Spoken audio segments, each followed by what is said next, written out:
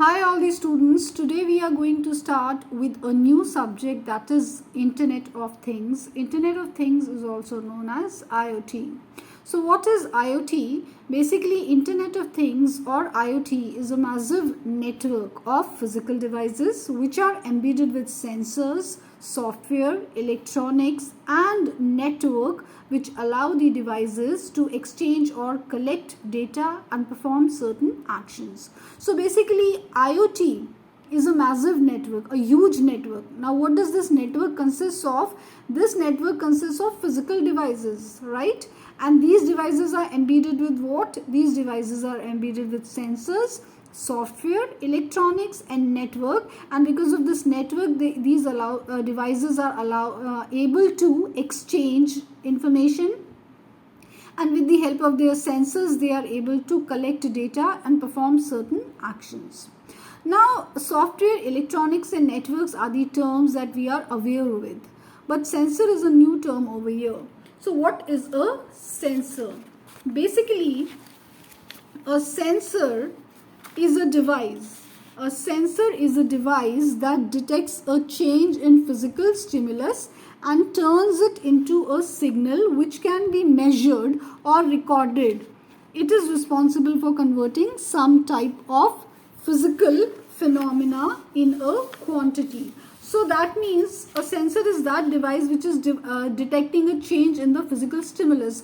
Whatever changes are happening in the physical stimulus, it would detect those changes and then turn them into signal. Those changes are then converted or turned into a signal, and in such a form that which can be measured or recorded. Like if I give you a simple example of a BP machine that we have these days, the digital BP machine. Now you put that, you use that BP machine, you put that on your arm, and within seconds you can see your blood pressure.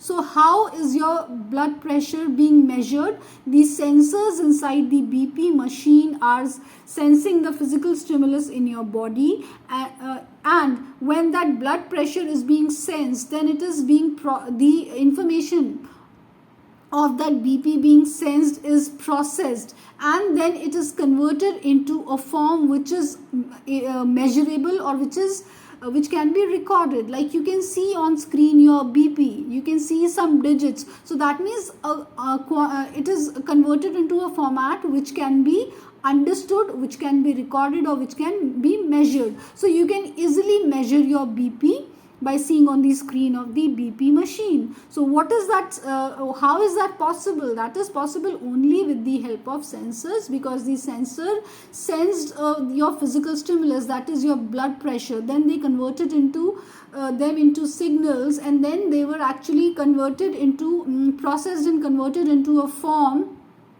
that could be measured and recorded. So you could actually measure your blood pressure by seeing on the screen of the BP machine. Similar other example is your digital thermometer. When you use the digital thermometer, your physical stimulus, that is your body temperature, is sensed by the sensors, and then it is converted into signals, it is processed and then translated or transformed in a form that can be measured. You can actually measure your temperature. It is in such a format that can be understood by you, and you can then measure your temperature. So this is the role of sensors, and all these sensors are embedded in devices. And of course these are what kind of devices? These are physical devices, the devices which we can hold, which we can see. That is why I said that it is a massive network of physical devices. All such devices are your physical devices which are embedded with sensors, and it is with the help of sensors only that you are able to collect the data. And when these sensors, after processing the data, want to communicate it to some other devices having sensors in them, then obviously it is done with the help of network, right? Now basically if I want to segregate IoT, so I can say that it is made up of two words, Internet and Things. IoT is known as Internet of Things. So broadly I can say that it consists of two words, or it is made up of two words, Internet and Things.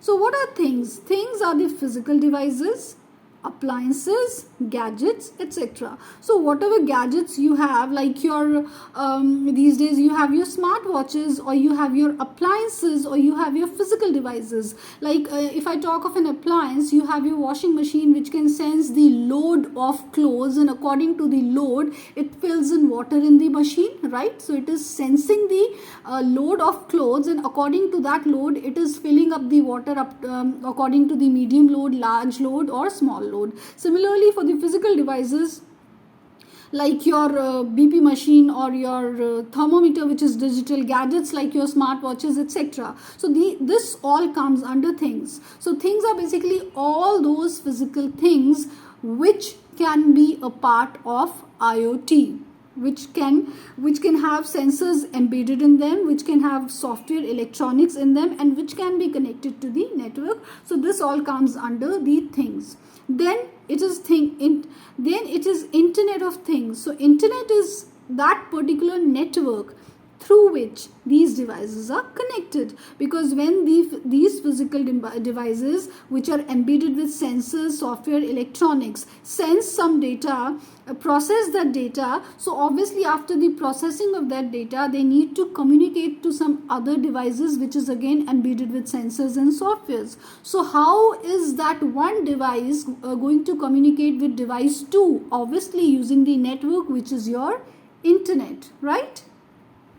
So basically IoT aims at extending internet connectivity beyond computers and smartphones. So as of now, the only use of internet that we know is to connect your smartphones and computers. But IoT is aiming at extending this internet connectivity beyond these computers and smartphones. Now it aims at providing internet connectivity not just to computers and smartphones, but to other devices also. Right? So this technology basically allows devices to get controlled across network infrastructure remotely. So you can control these devices remotely across the network.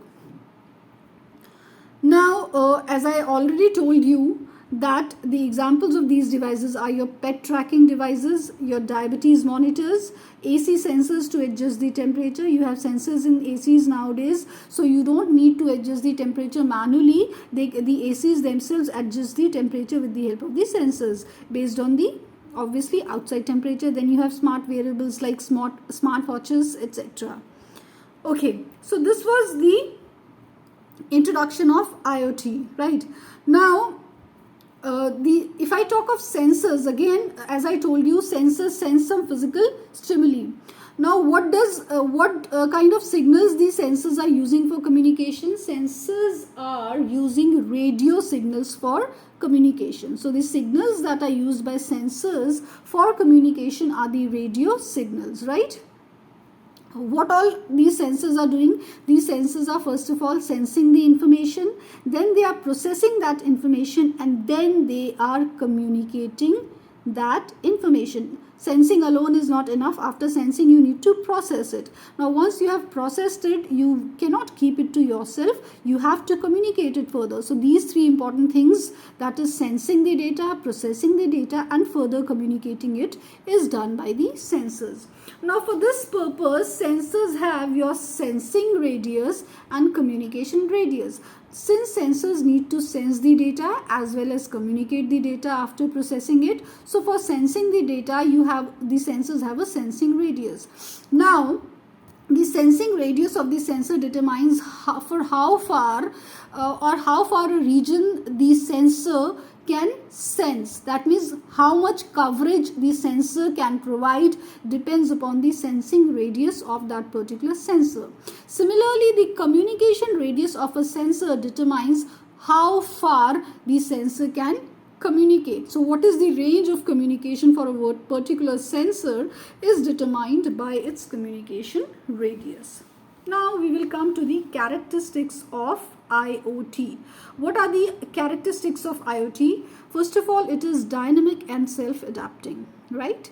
Then it is self-configuring. Then it is interoperable communication protocols. It is a set of it consists of interoperable communication protocols.